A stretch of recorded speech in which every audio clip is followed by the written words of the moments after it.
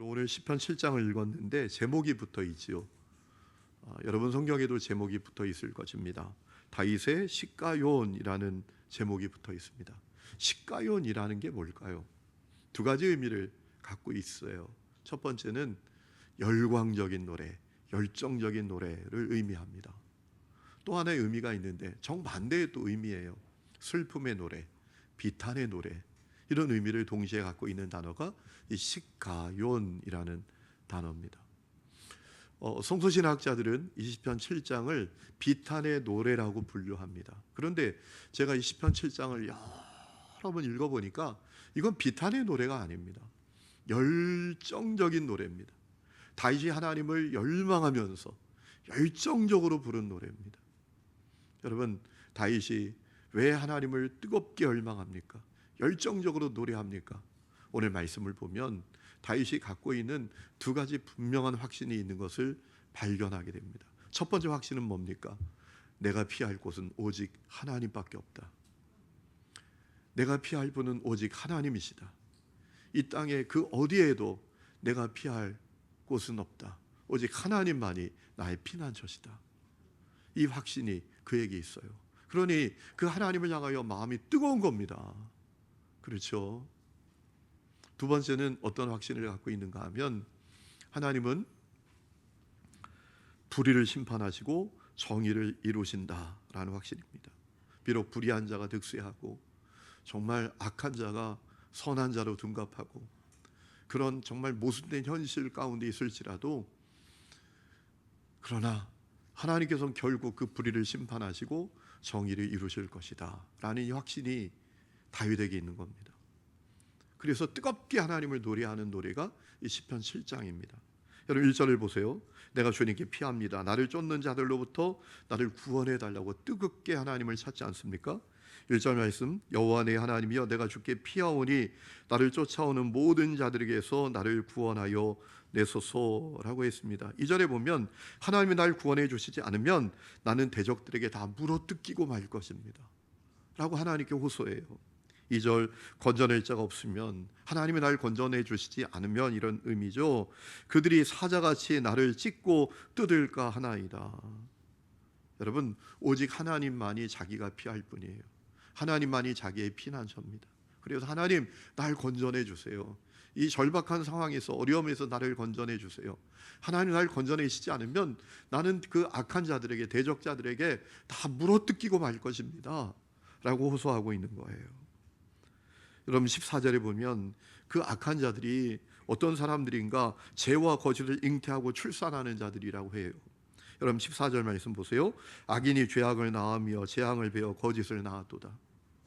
여러분 이 사람들이 말이에요, 선을 잉태해야 되는데 죄를 잉태하고 악을 잉태하고 그걸 계속 출산하는 사람들이에요. 다윗이 볼 때 그런 거예요. 15절에 보면 그들은 함정을 파는 사람들이라 라고 했어요. 15절, 그가 웅덩이를 파 만들미며.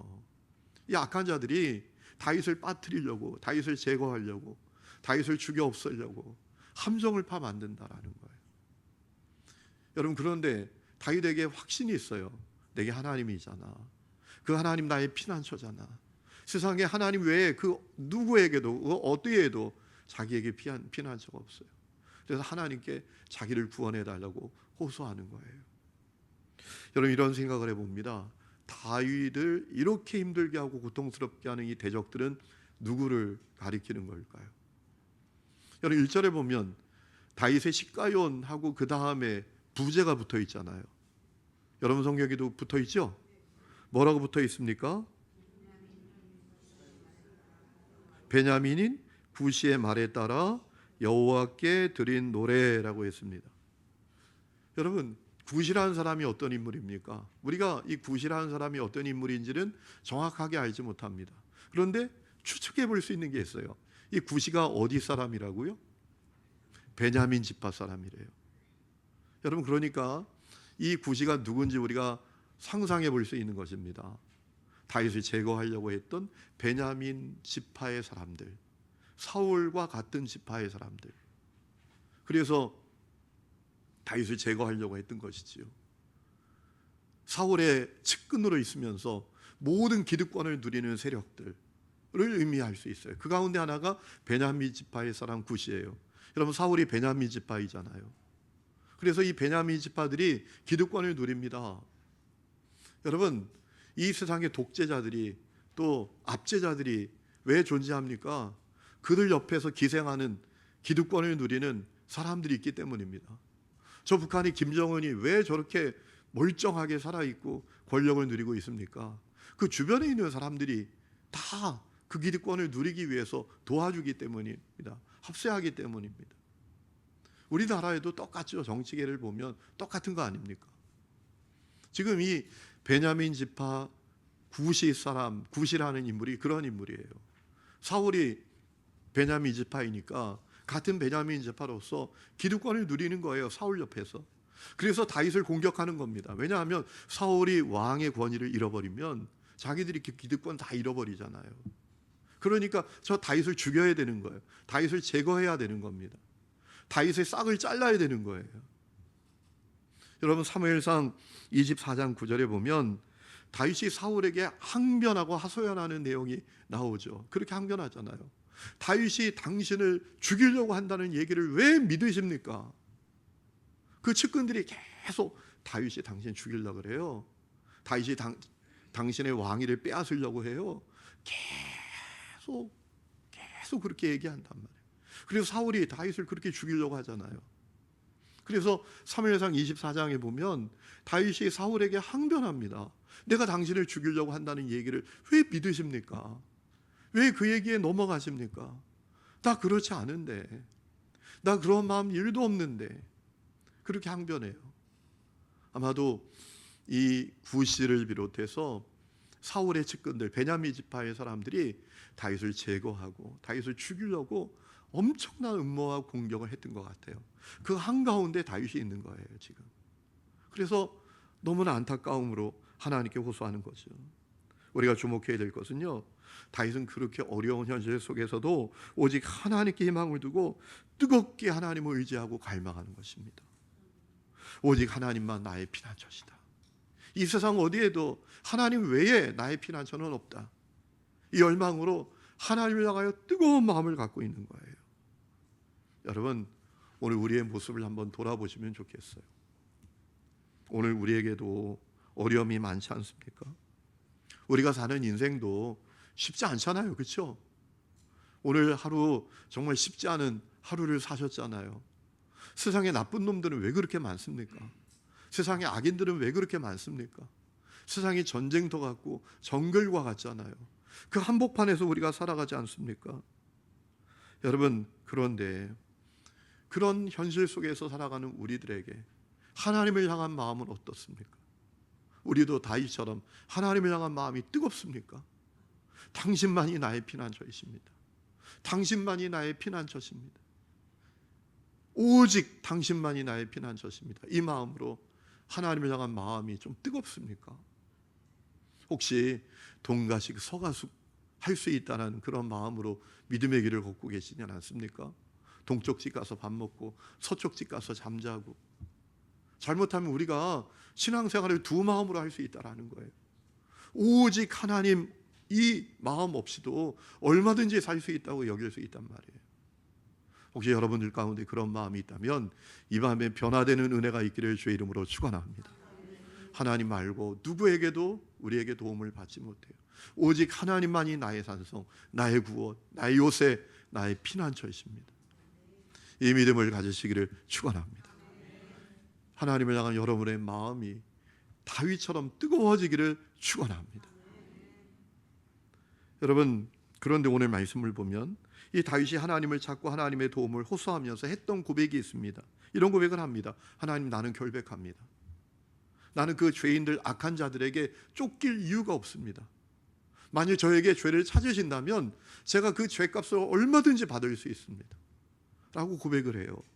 여러분, 그 내용이 3절부터 5절까지 나오죠. 여러분, 3절 보세요. 여호와 내 하나님이여, 내가 이런 일을 행하였거나 내 손에 죄악이 있거나 화친한 자를 악으로 갚았거나 내 대적에게서 까닭 없이 빼앗았거든 원수가 나의 영혼을 쫓아 잡아 내 생명을 땅에 짓밟게 하고 내 영광을 먼지 속에 살게 하소서. 한마디로 말하면 뭐래요? 하나님, 다 결백합니다. 나는 그들에게 물어뜯길 일을 한 적이 없습니다. 나는 그들에게 쫓길 이유가 없는 사람들입니다. 나는 결백합니다. 이 고백을 하지 않습니까? 이 사실을 통해서 중요한 사실을 알게 됩니다. 여러분, 사람이 받는 고난이 이유가 있어서 받는 고난이 아니라는 겁니다. 우리가 살아가면서 고난당할 때 그 고난이 애매한 고난이 너무 많다라는 거예요. 물론 죄 때문에 받는 고난도 있죠. 죄 때문에 받는, 허물 때문에 받는 고난도 있습니다. 그래서 여러분, 베드로전서 2장 20절에 보면 죄 때문에 고난받지 않도록 주의해라 라고 했잖아요. 죄가 있어 매를 맞고 참으면 무슨 칭찬이 있으리요. 예수 믿는데 맨날 죄만 져요. 그래서 그 죄 때문에 징계를 받고 고난받으면 그게 무슨 덕이 되겠냐라는 거예요. 여러분, 하나님께서 죄 때문에 주시는 고난도 있어요. 사랑하니까 그러시죠. 돌아서라고, 유턴하라고, 그 길로 계속 가면 안 된다고. 징계하시는 자는, 사랑하시는 자를 책망하십니다. 징계하십니다. 왜? 돌이키라고. 여러분, 여러분의 자녀가 정말 이것은 해서는 안 될 짓을 했어요. 그러면 가만히 놔두나요? 남의 자식은요, 바라보면서 그러잖아요. 아, 쟤 저러면 안 되는데. 야, 쟤 저러면 앞날이 없는데. 이러고 말지만 내 자식이라면 어떻게 합니까? 이리 와 이놈아, 종아리 걷어 라고 하잖아요. 내 자식이니까, 사랑하니까. 여러분, 죄 때문에 하나님께서 우리를 징계하실 때가 있어요. 고난을 받을 때가 있어요. 그런데 사도 베드로는 뭐라고 증언하는가 하면 죄 때문에 고난받지 않도록 조심해라 하는 겁니다. 그런데 여러분, 모든 고난이 죄 때문에 오는 고난은 아닙니다. 우리가 애매하게 당하는 고난이 많이 있습니다. 다윗이 그러잖아요. 지금 죄가 없어요. 물어뜯길 일을 한 적이 없어요. 죄인들에게, 그 악한 자들에게 쫓길 일을 한 적이 없단 말이에요. 애매하게 고난받는 거예요. 여러분, 오늘도 우리가 그런 상황이 있을 때가 있습니다. 그래서 우리가 필요한 것이 있어요. 스스로 자책하지 않는 겁니다. 여러분, 때때로 우리가 어려움을 당할 때가 있거든요. 근데 어떤 사람들은 자책합니다. 스스로 자책하고 낙심합니다. 자책하지 마세요. 스스로를 자책하지 마세요. 또 하나 필요한 게 있어요. 다른 사람이 고난받을 때 판단하고 정죄하지 않는 거예요. 여러분, 모든 고난에 이유가 있는 게 아닙니다. 여러분, 교회 안에 욥의 친구들이 많잖아요. 엘리바스, 빌닷 같은 사람들. 욥이 고난을 받아요. 욥이 고난받는 이유가 뭡니까? 당대에 욥처럼 의로운 자를 찾아보기가 어려웠어요. 그런데 고난을 받아요. 여러분, 애매히 고난받는 겁니다. 그런데 욥의 친구들이 와서 뭐라 합니까? 야, 네가 괜히 고난받는지 아니? 인과응보야, 권선징악이야. 너 우리가 모르는 죄 졌지? 너 회개해. 아니, 여러분, 욥의 마음이 무너지는 거 아니에요? 여러분, 오늘도 교회 안에 그런 분들이 많아요. 누가 어려운 일이 생기면 아, 저 사람 뭐 때문에 저래, 이렇게 함부로 말한다니까요. 따라합시다. 고난받을 때 스스로 자책하지도 말고, 고난받는 사람을 보면서 정죄하지도 말고, 판단하지도 말자. 여러분, 다윗이 이 하나님을 자기 유일한 희망, 유일한 피난처로 여기는 이유가 있는 것을 오늘 말씀을 통해서 보게 됩니다. 다윗에게 있어서 하나님은 온 세상의 통치자입니다. 온 세상의 주관자이십니다. 6절에 이렇게 말하죠. 일어나서 내 대적을 꺾어달라고 호소합니다. 여러분, 6절 보세요. 여호와여, 진노로 일어나사 내 대적들의 노를 막으시며 나를 위하여 깨소서. 주께서 심판을 명령하셨나이다. 7절에 보면 민족들을 모아달라고 말합니다. 그래서 8절에 그 민족들을 모아놓고 하나님, 나를 좀 판결해 달라고, 나의 의로움을 좀 판결해 달라고 호소해요. 여러분, 7절 8절 보세요. 민족들의 모임이 주를 두르게 하시고 그의 높은 자리에 돌아오소서.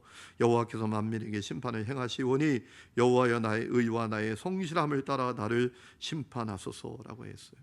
하나님, 민족들을 다 한번 모아놓으시고 그 앞에서 내가 정말 죄가 있는지, 내가 불의한지, 내가 물어뜯길 자인지 한번 판단해 주십시오. 이런 고백을 해요. 이 고백을 통해서 우리가 느끼는 게 있습니다. 다윗에게 하나님은 온 세상의 통치자이십니다. 모든 민족의 주관자이십니다. 그래서 그는 하나님을 갈망했던 것입니다. 오늘 우리에게도 이 신앙 고백이 있습니까? 여러분에게 하나님은 도대체 누구십니까? 여러분 누군가 여러분에게 물었어요. 당신에게 하나님 누굽니까? 하나님 어떤 분이십니까? 이렇게 묻는다면 여러분 어떻게 대답하시겠습니까? 다윗은 이렇게 대답할 수 있었던 거죠. 그분은 온 세상의 통치자이십니다. 온 세상의 주관자이십니다. 우주 만물을 다스리고 통치하시는 분이십니다. 온 세계를 통치하시는 분이십니다. 이 고백이 다윗에게 있었단 말이에요.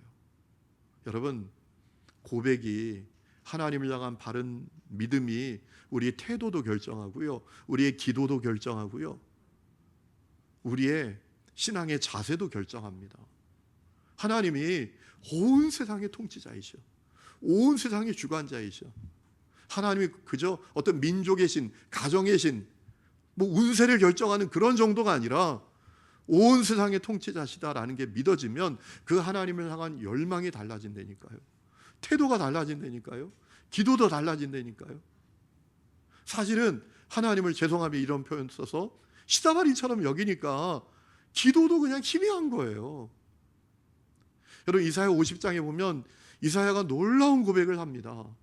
하나님이 말씀하시면 바다가 다 말라버리고요, 강도 다 말라버린다고. 그건 그런 고백을 합니다. 우리 찾아보실까요? 이사야 50장 20절 한번 찾아보십시다. 우리가 그런 고백을 갖도록 한번 찾아보십시다. 이사야 50장 2절.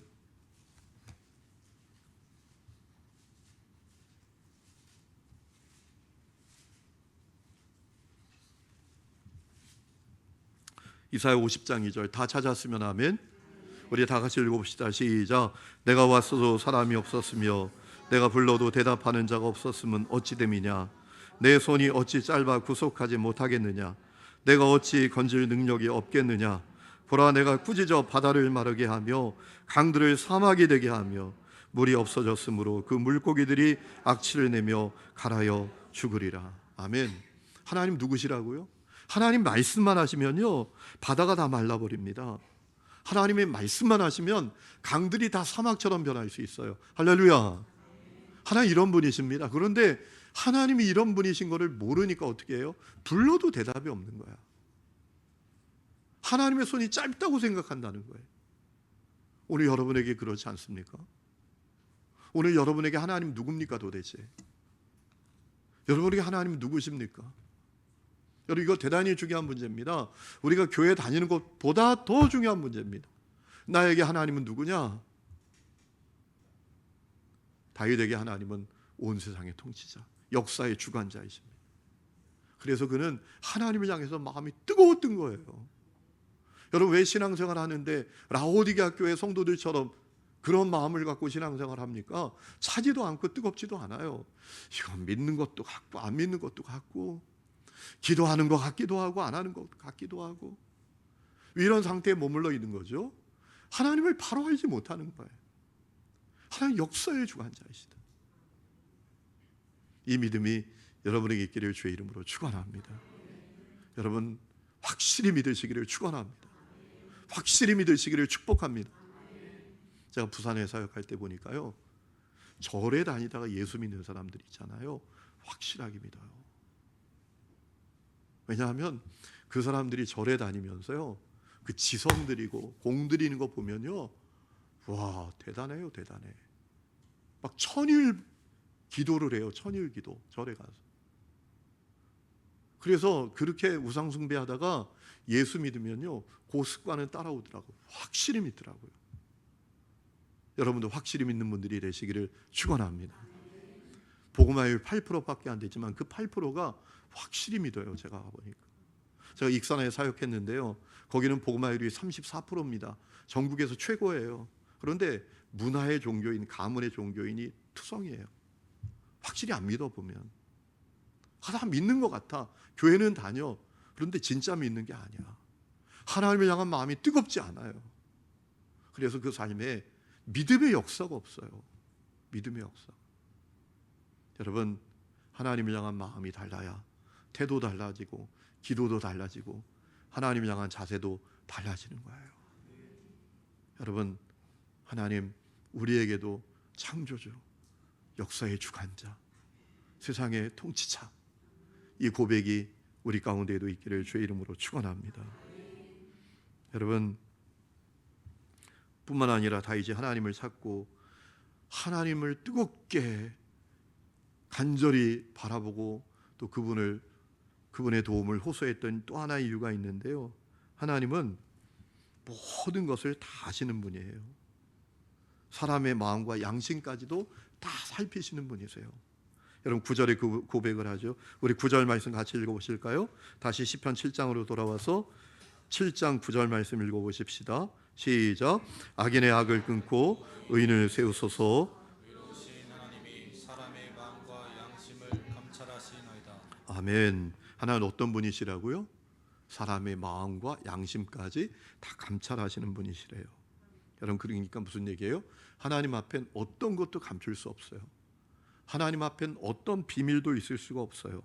하나님은 사람의 마음의 동기, 계획, 도모까지 다 살피시는 분이시다라는 거예요. 하나님은 누가 의롭고 누가 불의한지 다 아신다라는 거예요. 하나님은 누가 선하고 누가 악한지 다 아신다라는 거예요. 우리는 잘 몰라요. 우리는 살아가면서 헷갈릴 때가 많잖아요. 이 사람이 선한 사람인지 알았는데 야, 이거 완전 짐승이네. 뒤통수 맞을 때가 얼마나 많아요. 그렇잖아요. 그렇죠? 여러분, 그런 경험 있으시잖아요. 그런데 하나님은 절대로 헷갈리시는 분이 아니에요. 그분은요, 사람의 마음과 양심까지, 사람의 패부까지 다 살피시는 분이십니다. 그리고 그에 따라 대가를 치르게 하시는 분이십니다. 그래서 10절에 보면 다시 이런 고백을 해요. 나의 방패는 마음이 정직한 자를 구원하시는 하나님께 있도다. 하나님은 정직한 자를 결국은 구원하신다. 확신이 있는 거예요. 하나님 다 아시니까. 여러분, 우리는 잘 몰라요. 그렇죠? 우리는 헷갈려요. 저도 목회를 하면서 헷갈릴 때가 많아요. 야, 이분은 진짜구나. 근데 나중에 보면 가짜예요. 그런데 하나님은 다 아세요. 속지 않으세요. 그리고 진짜 같은 가짜를 심판하신단 말이에요. 징계하신단 말이에요. 하나님 진짜를 구별하신단 말이에요. 그래서 다윗은 그 하나님을 바라보는 거예요. 그 하나님을 향하여 뜨거운 마음을 가진다는 것이지. 또 다윗이 하나님을 자기 유일한 희망으로 여겼던 중요한 이유가 있는데요, 하나님은 결국 불의를 심판하시고 정의를 이루시는 분이시기 때문이다라는 거죠. 11절부터 13절까지 쭉 보면 하나님 의로운 재판장이시기 때문에 사람의 죄와 악을 판결하신다, 정의를 이루신다라고 고백을 합니다. 하나님은 의로우신 재판장이시며 매일 분노하시는 하나님이시로다. 사람이 회개하지 아니하면 그가 그의 칼을 가시며 그의 활을 이미 당겨 예비하셨도다. 죽일 도구를 또한 예비하시며 그가 맞는 화살은 불효화살들이로다라고 했어요. 하나님은 결국 불의를 심판하십니다. 지금 현실은 불의가 득세합니다. 선인처럼 행세하는 악인이 득세합니다. 사람들이 다 거기에 속아 넘어가요. 그래서 선한 자가 고통을 받고 참으로 어려움을 당하고 그런 현실이에요. 그런데 다윗은 낙심하지 않는단 말입니다. 하나님은 결국 불의를 심판하시고 정의를 이루시기 때문이다라는 것입니다. 여러분, 16절 말씀을 보면 악인의 머리 정수리 하나님의 심판이 내릴 거라고 다윗이 확신하지 않습니까? 16절 말씀 같이 읽읍시다. 시작. 그의 재앙은 자기 머리로 돌아가고 그의 포악은 자기 정수리에 내리리로다. 아멘. 선인처럼 행세하는 그 악한 자들, 그들 다 하나님이 심판하신다라는 겁니다. 그래서 다윗은 그 하나님을 찬양합니다. 17절에 보면 나는 의로우신 하나님께 감사하고 지존하신 하나님의 이름을 찬양하겠습니다 라고 했어요. 여러분, 오늘 말씀은 참 혼란스러운 시대를 살아가는 우리들에게 위로가 되고 힘이 되는 말씀이에요. 여러분, 오늘 우리가 사는 시대가 다윗의 시대와 다르지 않잖아요. 세상에 불의가 가득합니다. 악인이 의인의 행세를 합니다. 불의가 정의로 둔갑합니다. 그래서 세상이 다 거기 넘어가요. 그런 현실이 다 정상처럼 보입니다. 그래서 우리 맥이 풀리잖아요. 야, 우리가 믿음으로 살아봐야 이거 뭐 잘하는 거야? 우리가 정직하게 살아봐야 아무 소용 없는 거 아니야? 말씀대로 살아봐야 아무 의미 없는 거 아니야? 아니, 무슨 막 이런 마음이 들 수가 있잖아요, 우리 가운데. 그렇죠? 그런데 오늘 말씀은 그런 의미에서 우리에게 너무너무 큰 힘이 돼요. 아니라는 겁니다. 세상이 다 그렇게 흘러가는 것만이 아니라는 거예요. 결국 하나님께서 불의를 심판하시고 정의를 이루실 것이다. 선한 자를 높이실 것이다. 라는 이 다윗의 신앙 고백과 선포가 우리에게 얼마나 힘있게 다가오는지 모릅니다. 여러분, 하나님은 살아계십니다. 믿으십니까? 그분이 역사의 주관자이십니다. 그분은 우리 마음의 폐부까지 다 살피시는 분이십니다. 불의를 심판하시고 정의를 이루시는 하나님이십니다. 그렇기 때문에 우리도 다윗처럼 그 하나님을 열망하고 살아야 돼요. 그리고 세상 따라가지 말고, 그럼에도 불구하고 우리가 더 올곧게 살아야 합니다. 거룩하게 살아야 합니다. 주님 따라가야 합니다. 야, 뭐 믿음으로 살아봐야 아무 의미 없어. 정직하게 살아봐야, 말씀대로 살아봐야 나만 손해야. 이러면 안 된다라는 겁니다. 하나님 결국 불의를 심판하시고 정의를 승리하게 하십니다. 양과 염소를 구분하십니다. 우리가 이 사실을 확신하고 끝까지 승리하는 믿음의 길을 걸어가야 할 줄로 믿습니다. 야고보 5장 7절에 이 말씀을 읽어드리고 마칩니다. 그러므로 형제들아, 주께서 강림하시기까지 길이 참으라. 서로 원망하지 말라. 보라, 심판주가 문 밖에 서 계시니라. 아멘. 이 말씀이 얼마나 은혜가 되는지 몰라요. 여러분, 정의와 불의를 드러내시는 분이 문 밖에 계신데요. 문만 열고 들어오시면 끝나요. 이제 이 말씀을 신뢰하고 여러분, 하나님 바로 믿고 끝까지 승리하는 믿음의 길을 걷는 성도들이 다 되시기를 주의 이름으로 축원합니다.